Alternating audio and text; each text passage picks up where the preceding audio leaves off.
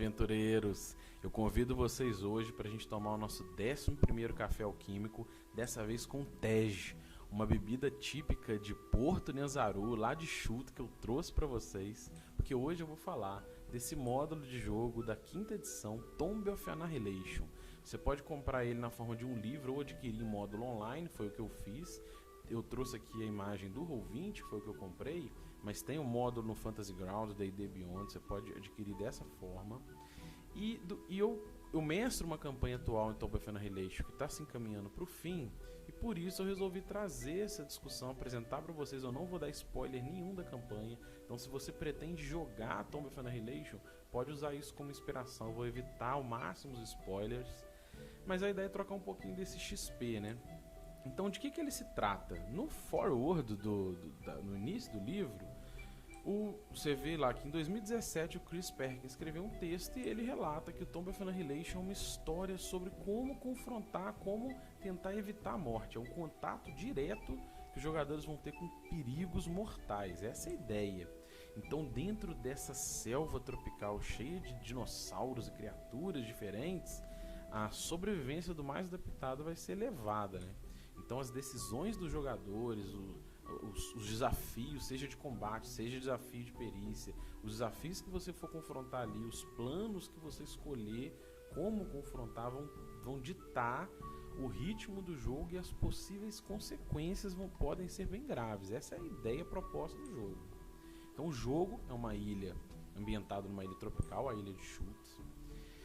O jogo vai ter como parte do desafio a administração de recursos. Quando eu falo de administração de recursos, eu falo de suprimentos, ração, né, os equipamentos de viagem, magias. Tudo isso faz parte da gestão e do desafio do jogo, porque o jogo é focado em exploração. Então, dos 3 pilares do Dungeons & Dragons, a exploração vai ganhar um destaque. Lembrando que esse jogo ele é planejado para ser jogado entre o nível 1 e 10 do Dungeons & Dragons.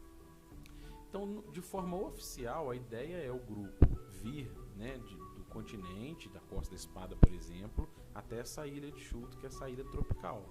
Mas essa ilha é facilmente enxertada em qualquer cenário.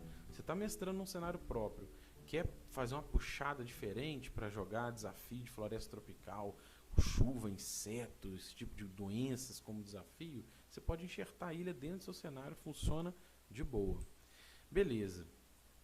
E aí, qual que é a grande pegada de Tomb of Annihilation? Se eu tivesse que responder qual é o grande legado, eu diria que é a releitura do Hexcrawl para Dungeons & Dragons 5ª edição.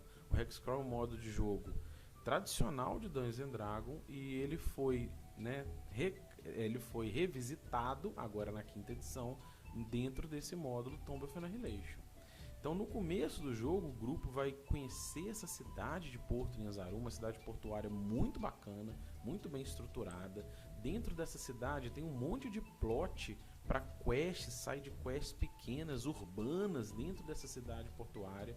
E você pode usar mais ou menos esses plots todos para experimentar e explorar essas aventuras dentro do ritmo que você quer editar no seu jogo, né? Se você, por exemplo, enxertar só essa cidade no seu jogo, no seu cenário, e não quiser usar o grande plot, ela já tem muito alimento, é uma cidade muito bem estruturada. Beleza, dentro dessa cidade a gente tem uma coisa que chama Racing, uma corrida de dinossauros, e tem mecânicas de como tratar essa corrida de dinossauros. Na campanha que eu mestro atual, lá no começo do jogo, um dos personagens dos jogadores participou da corrida, fez os recursos iniciais, fez contatos a partir dali, né? Então é uma mecânicazinha bem bacana, eu gostei muito de vê-la. Dá para você adaptar para qualquer tipo de corrida parecida. Você pode fazer corrida de biga, de animais, né, de outros cenários, usando essas mecânicas, inspiração nessas mecânicas. Eu achei bem bacana. E vai chegar um determinado momento em que o grupo vai começar a explorar a mata. Quando eles fizerem contatos, começarem a ter ganchos para explorar esse desconhecido, eles chegam no foco que eu falei, que é a exploração.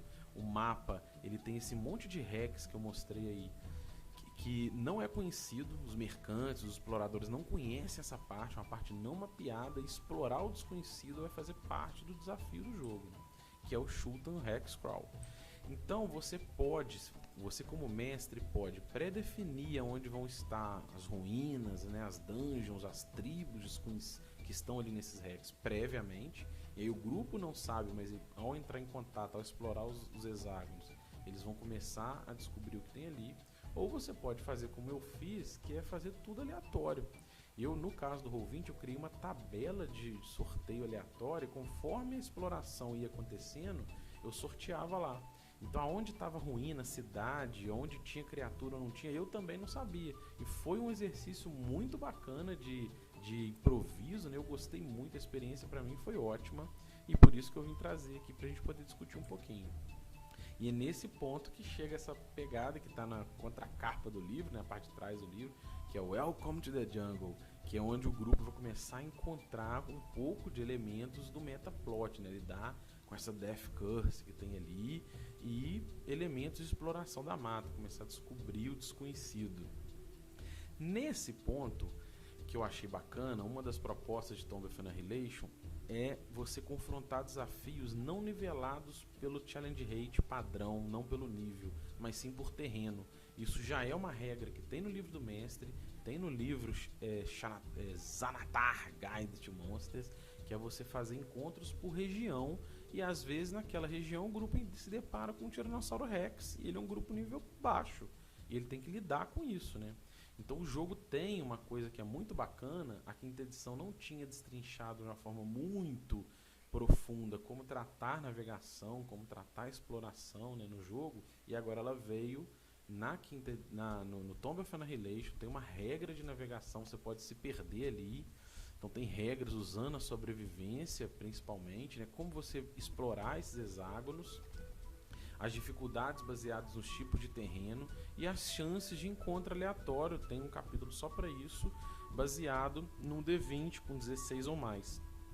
Esses encontros aleatórios que podem ser sorteados, eles podem gerar esse nível de desafio, né? E como lidar com isso, se você vai tentar fugir ou não, são mecânicas que tem no livro. Se você quiser ver o vídeo, se não viu o vídeo de desafio do Skill Challenge, eu usei muito o Skill Challenge durante o Hexcrawl, e como consequência seria o combate. Então o grupo está tentando fugir, encontrou um Tiranossauro Rex.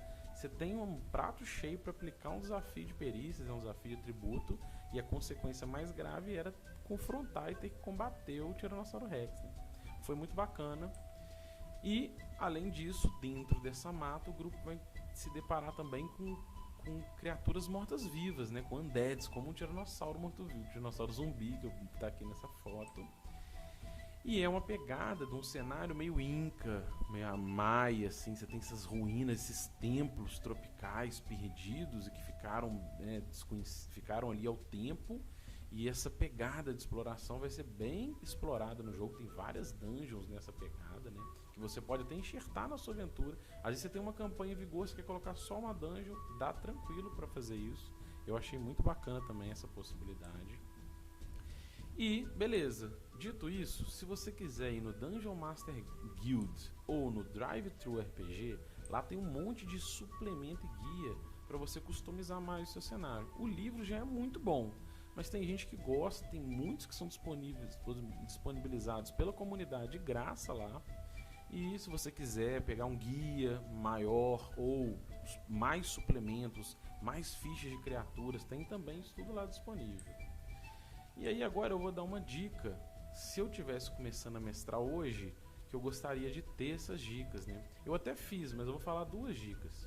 Como parte do desafio desse jogo é controlar e administrar recursos, eu acho que nesse caso essa regra opcional do livro do mestre, que é o Grit Realism, que pouca gente usa, né? A realidade cruel, ele é bem bacana, porque parte do desafio é exatamente você ter que procurar comida, você às vezes perder seus suprimentos, e se você tem muito recurso o tempo todo de fazer alimento e coisas do tipo, isso fica trivializado. E essa regra opcional do livro do mestre, ela cai muito bem se você quer jogo com pegada menos poderosa, menos, abre a Super Saiyajin, que eu acho que é a proposta do jogo Tomb of Annihilation. Essa regra opcional, ela encaixa muito bem. Uma outra ideia. De que se trata essa regra opcional? Vou só falar rapidamente. O short rest ele passa a ser uma noite de sono, e o long rest ele tem que ser uma semana inteira de descanso. Então com isso os desafios são, o jogo fica mais hardcore, essa é a pegada. Uma outra coisa que eu fiz com o grupo, que eu também acho bacana, foi uma regra opcional do Adventures in Middle-earth, que é um jogo adaptado, né, um jogo criado dentro do sistema do D&D, quinta edição, sistema 50, é uma regra fácil de aplicar, que é você permitir, lá o long rest ele é permitido durante a fellowship phase, que para nós seria uma downtime action. Então você permitir o long rest dentro de uma downtime action também é uma forma de você reduzir essa recuperação de recursos rápidos e aumenta o nível de desafio do jogo, né? Dentro do livro Tomb of Annihilation também tem uma proposta que chama Midgrinder, que é você aumentar o Death Saving Throw para 15 e não permitir ressurreição. E isso está bem alinhado com o metaplot do jogo. Então é bem bacana também pensar nessa possibilidade se você quiser aumentar cada vez mais o nível de mortalidade do jogo. E aí eu vou dar uma dica que é sobre essa magia, a Lemon's Tiny Hut. Que magia é essa? É uma magia de terceiro círculo, então um mago, por exemplo, de quinto nível poderia fazer, ele faz como ritual. Durante um minuto ele faz essa hut, né, essa cabana mágica, e ela dura 8 horas. E lá dentro, se você ler a descrição da magia, lá dentro fica um ambiente perfeito. O clima é favorável, não tem inseto, não tem nada. E não tem como entrar lá, não tem como atravessar essa barreira, só se o mago sair da área. Então, se não tiver magia de Spell Magic, você tem uma cabana de proteção. Ela, nesse cenário, ela é muito forte, porque você tem como fazer essa cabana, as criaturas, os insetos, a chuva, os desafios de terreno passam a ficar mais trivializados. Então, se vem uma chuva tropical, se tem muito inseto na área, você faz e resolve o problema. Qual é a minha sugestão? Se você quer manter o jogo bem hardcore, quando o grupo atingir o nível 5, e provavelmente eles vão, ao saber desses desafios e ver que isso é um problema, eles vão caçar uma solução, e essa é uma das soluções, e isso pode ser bacana. Eu deixei desse jeito e foi bacana, porque aí o grupo sente a diferença de quem se arrisca na mata, quem se arrisca nessa selva totalmente inexplorada, e com vários desafios, sem essa magia e com essa magia. Então o mago do grupo, quando tem esse acesso, eles mudam o nível, mudam o ritmo do jogo. Isso é bacana.